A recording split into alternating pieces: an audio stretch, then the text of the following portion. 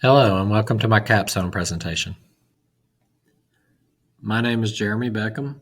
I am currently a 6th grade math and science teacher at Madison County Middle School. I am in the Educational Specialist Program for Instructional Technology at Kennesaw State University. The title of my capstone is Integrating WebQuest into the Curriculum. I was looking for professional learning opportunities to use Web 2.0 tools with some of my colleagues. At Madison County Middle School, we have recently transitioned to one-to-one Chromebooks for our students, which has provided much greater technology access for both teachers and students in the classroom. However, I felt as though many of the teachers, especially those who are uncomfortable with all the new technology, have simply begun to primarily use technology as a tool for instruction and skill and drill. With so many new technology resources available, there needs to be a focus on helping teachers to take advantage of these tools. There needs to be professional development available to help teachers maximize learning. This led to the goal of this capstone project, which was to find ways to integrate more student-centered learning applications into the 6th grade science curriculum using technology. While there are many avenues to achieve this for this project, I chose to start out with a WebQuest. For the capstone project plan, I decided to start with a small group of teachers and help them to identify effective ways to integrate technology into their curriculum. I selected a group of 3 teachers to take part in the professional learning opportunity, where they would learn about, research, and have their students take part in a WebQuest. Working with a smaller group that all taught the same subject and had the same schedule made it easier to plan our meeting times. As a group, we met regularly to work on and discuss the progress of the project. Our first goal was to identify when we wanted to accomplish this by, and then we needed to select from the unit that they would be working on at that time. We chose to go with the severe weather unit that they would be doing at the end of March. This gave us plenty of time to meet, plan, and implement the project.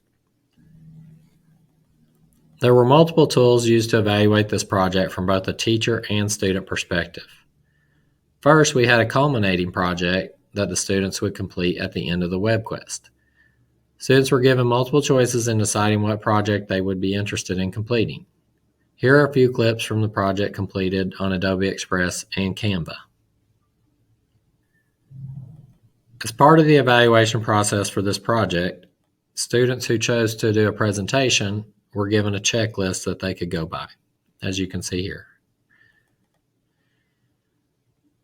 For students who chose to do videos or some of the other options on the choice list, they were given a rubric, as you can see here, that they could use to self-evaluate how they were doing. As for the teachers, we videoed some of their lessons at various times throughout the process, and then we met to discuss on the results and reflect on how everything went in individual coaching sessions. Then we also met as a whole group to discuss everything. The students were given surveys at the end of the WebQuest to provide feedback from their perspective and also to give their opinion on what they would like to see done differently. The capstone project began with discussion between myself and the 6th grade science data team. This team has been together for about 4 years, and they are very good about collaborating together to accomplish tasks. They were already meeting multiple times per week, so I just used that time to work with them as we progressed through the project.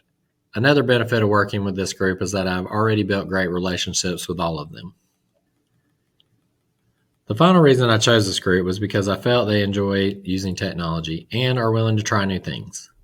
However, they were currently using technology in the classroom mostly for instructional purposes, and then allowing the kids to use the technology for skill and drill, instead of it being more interactive and student-centered. As I mentioned before, the educators I chose for the project fall under the umbrella of teachers who enjoy using technology, but use it in a way that is more instructional instead of interactive.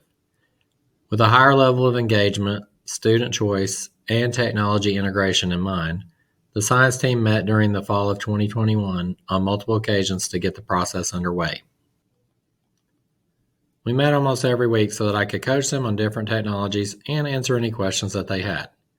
During this time, I gave each of the teachers an assignment to find a WebQuest that they found interesting, and we would look at them and choose one. I also provided them with some links to websites that I felt provided some high-quality options. When we met back after the break, we used our meeting time to tweak the lesson, create a list of culminating activities, and design evaluation instruments. I also introduced them to Canva and Adobe Spark, showing them how to set up classes and how to use the different applications. I wanted them to give the students good video options when working on their projects. We were able to get everything ready and implement the web quest with their students. After the web quest is over, I had the teachers watch the recordings from their classes. I met with each teacher individually to get feedback on how they felt everything went. As mentioned earlier, I also gave the students a survey on Google Forms to get feedback from their perspective. Overall, I feel the project did accomplish the main goal of helping the teachers to feel more comfortable and confident while allowing them to see a more student-centered approach to learning. I wish I could say everything went smoothly, but that was not the case. When we met back in January, the teachers had forgotten to research any projects, which did set us back a little. Luckily, I planned for this by having them choose a unit that was later in the school year. We set a new date 2 weeks out, and I kept reminding them that they needed to have an idea by that meeting. The meeting rolled around, and only one of the teachers arrived with an idea for a web quest. Since the implementation phase was getting closer, we decided to go with that one. A second issue was that the web quest didn't have any good projects for the students to do at the end. We decided to come up with some ideas on our own, and we would collaborate at the next meeting. Upon arriving at the next meeting, the science team did not show up with any ideas about the project. Again, I adjusted and used that meeting time as sort of a think tank where we created a culminating project sheet to give students plenty of choices. I also presented some of the project ideas to my students and asked what other ideas they would like to see added. The other issue was that during the implementation phase, we allowed 2 to 3 class periods for the web quest and another 3 for the project. However, with standardized testing on the horizon, the science teachers had to split their class time to practice math. This added over a week to the project, causing it to go on for way too long. I feel a major outcome of this project was through the use of web quests. The science team was able to incorporate creative uses of technology for students to create unique products, either individually or collaboratively. The science team also successfully integrated technology in a way that allowed them to transition to facilitators instead of just instructors. This was a first big step in giving the students more control over their own learning. Based on the survey, the students felt the web quest itself was a little too drawn out. However, they did report that they really enjoyed working on creating and presenting the final projects. A very high percentage of the students also confirmed that they really enjoyed having multiple choices for their final projects. The major barrier that kept rearing up throughout the project is a familiar issue in education, which is time.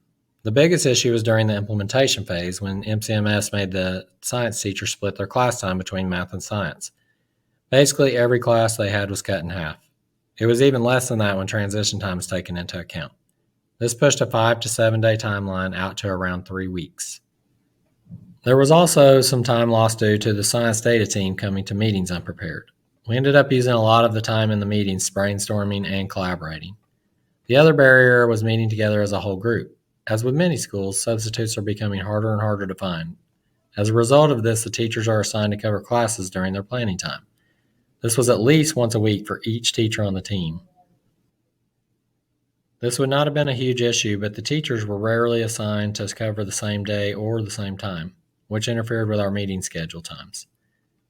I would show up to our sessions and sometimes only 1 or 2 of the teachers would be available to work on the project that day. On a positive note, I spent a lot of time honing my communication skills to keep everyone on the same page. Throughout the Capstone process, I learned how to effectively design and implement technology into the everyday curriculum. I learned to lead other teachers through the process by developing a plan and then seeing that plan come to life. As a technology coach, I was able to lead a group of peers through a collaborative, step-by-step undertaking that saw success in the implementation of technology applications. I was able to delegate tasks, troubleshoot the technology, and assist where needed during the implementation of the Capstone. There were several obstacles and challenges along the way, which I believe helped me to grow as I navigated through them. I learned to answer questions, guide the group, and provide encouragement for those I coached. Lastly, I found that technology facilitators must be flexible and adjust to situations as they change. While it is important to plan, it is equally as important to be patient when things veer off course. Thank you for taking the time to learn about my Capstone experience.